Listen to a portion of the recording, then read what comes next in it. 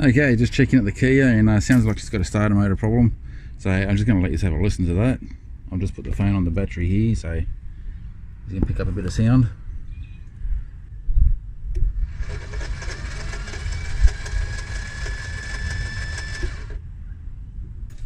That's about all it's doing. So it sounds like the solenoid's not kicking in. Okay, the cover plate to the starter motor is right here. I'm just going to see if I can take that off first. Here's the way I think the starter motor would come out easier through the bottom. But we'll just trying to avoid taking off the exhaust and out the radiator and so forth. So we'll just tackle it from this angle.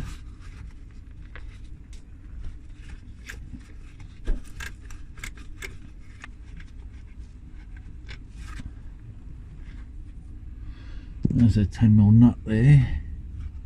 So that means the plate's going to have to slide forward first to get it off. I have a 10mm up here. This is pretty covered with crap.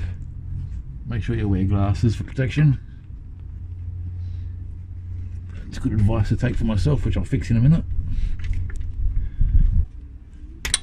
Okay, gotcha. There's one more further up as well. I'll have to get that from the top. There's a harness normally goes onto this part here, if you can see. That part that's sticking out.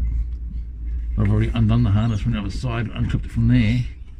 I just bent that forward that way. I don't know how to need to get access to it. And I'll try and get to the top of that first.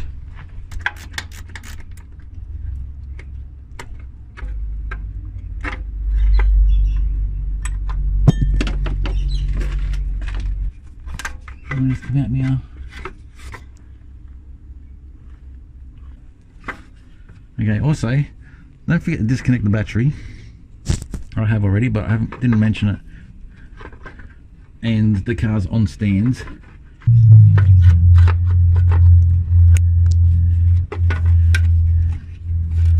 There we go. So the trick is to rotate it counterclockwise around, and then you'll get her out. And that's without doing that's without undoing anything else. I was able to get that cover plate off. Just got to remember how that goes on. Comes off counterclockwise to get it off, and so obviously that's the way it's going to go back on, is to clockwise. Okay, so I think a good starting point is get this engine roll mount out of the way. I was just checking sizes to see if it was 15, 16, whatever, and it's 17, but you know, if it's OEM, it's probably going to be the same in your car, but if it's been replaced, it could be different. So, and what I've already done is, because I'm working with limited room, I don't have any room on the side of the car to come underneath from the other end with a trolley jack, and a trolley jack from this side is just in my way. I'm using a scissor jack just underneath the engine there, and got my stands underneath there. So anyway, we can get access underneath here. So first I'll get the centre pin out, and then we'll work with getting the other bolts out and get this mount out of the way.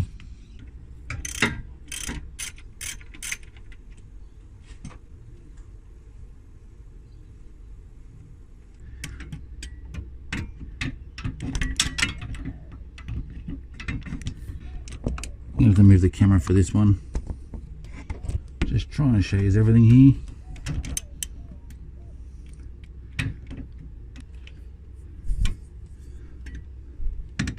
Bit of a reach down, but I think it's a bit easier to do this from the top than it is from the bottom.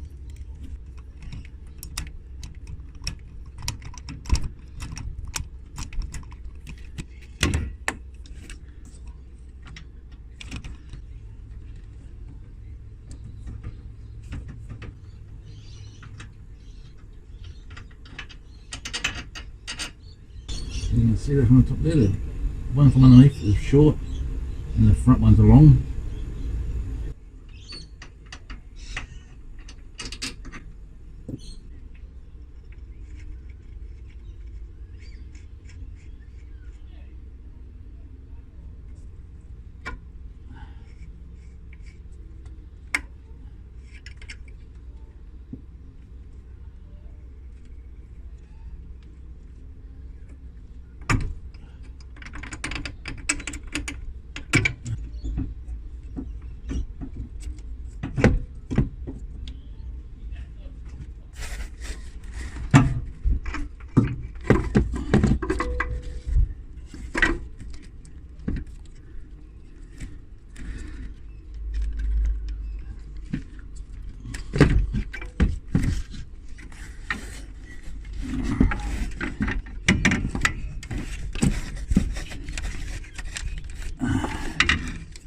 Okay, with a bit of perseverance you can wiggle that out through the top there without damaging anything.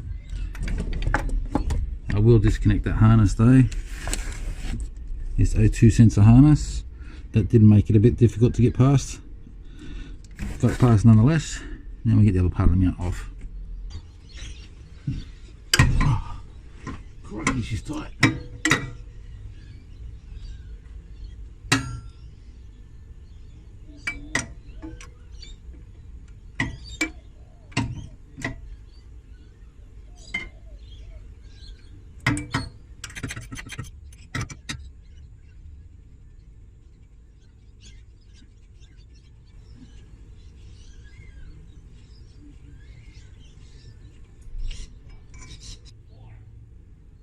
Yeah, that top one is a real trick to get to.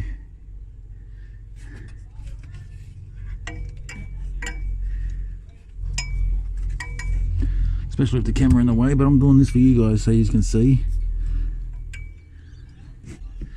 I'm just going to have to move the camera out temporarily, but you can see what I'm doing there, getting that top bolt.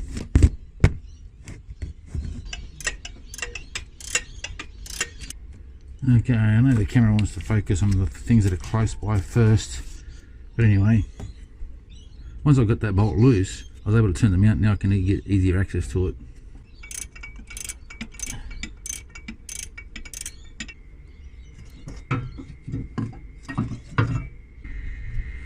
Well, that's out, but one thing for sure, I'm going to remove a couple of things out of my way like I originally intended to. Radiator hose and so forth. Putting this back in is going to be a right pain in the rear, but if I can get a few things out of the way, then I can get my arms in there a bit better, and putting this back together will be easier.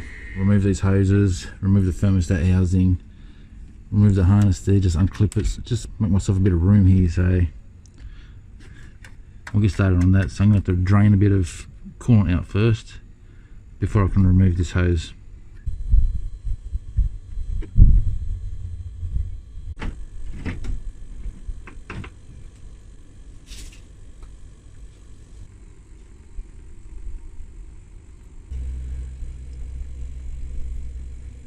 Okay, so if the hose is out of the way, I've got much easier access to get that top bolt now. So it's not too hard to put it back in when I'm finished. So I've just removed that top hose there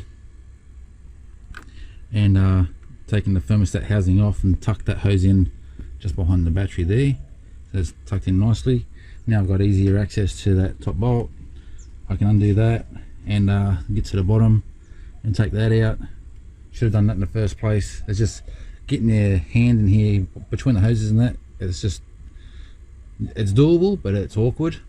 So if you've got no way of saving your coolant, then fair enough, you know, struggle with it. But if you can save your coolant, or you got replacement coolant, then I would recommend removing these hoses because it's just easier.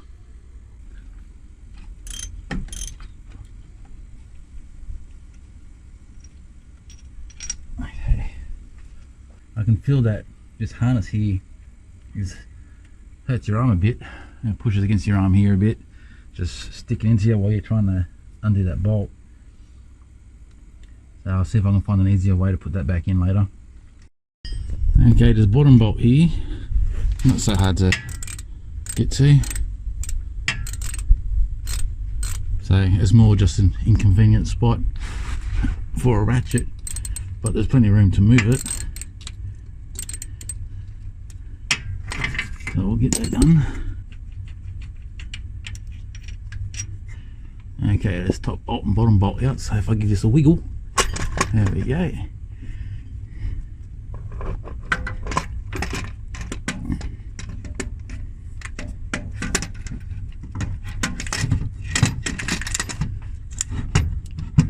Okay, so that's looking up at the engine obviously. So I'll get those connections undone here and we'll get the starter motor out. Okay, with the starter motor out of the way, we're just going to have a look at these teeth, make sure that the flywheel's okay. I'll have to review this on the computer to have a better look, but from what I can see here, that looks okay. So go ahead with pulling the starter motor apart now. Okay, now that the starter motor's out, I've just got it wired up. I'm going to put power to it and see how she behaves outside the car. if it behaves how it should want to spin in my hand, so I've got to push a lot of pressure on that just to make sure it doesn't go across the desk on me. And we'll see how she responds now. See how crappy that was? It had nothing. That's the exact noise we hear in the car.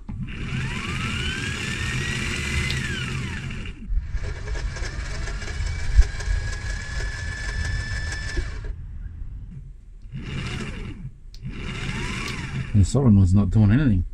It did for 1 second there and then stopped. Yeah. Alright, let's pull it apart. Okay, for starters, we'll get the solenoid off. I've already removed the power lead there, loosened off these 4mm bolts. They don't make them like they used to, eh?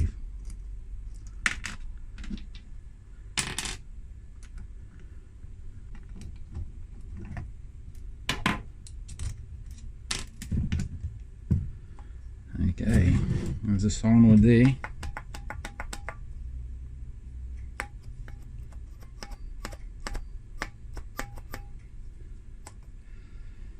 It looks buggered to me. Okay, let's see how the solenoid behaves. We're about to start a motor. Nothing.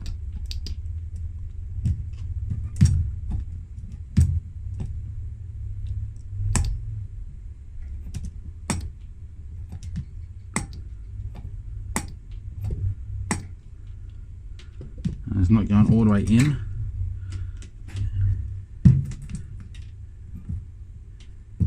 And it's not returning. And I can hold that by hand. Stop that from moving. I shouldn't be able to do that.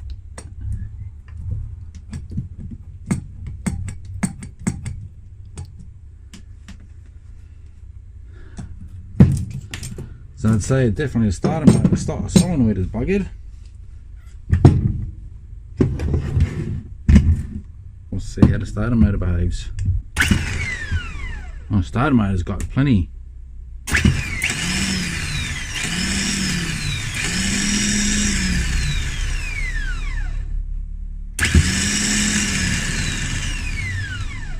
Definitely a solenoid problem, not a starter motor. Well, I'm not going to pull the starter motor apart. You saw how slow that was moving when the solenoid was in play. So this is the problem. Unfortunately, it is a sealed unit. I don't see a way of pulling this apart to get to the internals and have a look. Okay, here she's got no problems there, eh? So I'm one for repairing things instead of throwing away. A lot of people throw away a good thing. I like to work at it and get it going. But anyway, it is what it is. So I'm going to track down a solenoid for this. Probably going to take a few days to arrive, and then we'll put it back in. So I'm going to leave this as like a part 1 video of taking it all apart, taking it out, so I can finish uploading this one, get it done and dusted. And I'll make another video of putting it back in and seeing it run again. Okay, well that's it for today. So thanks for watching, and I'll catch you on the next one. Cheers.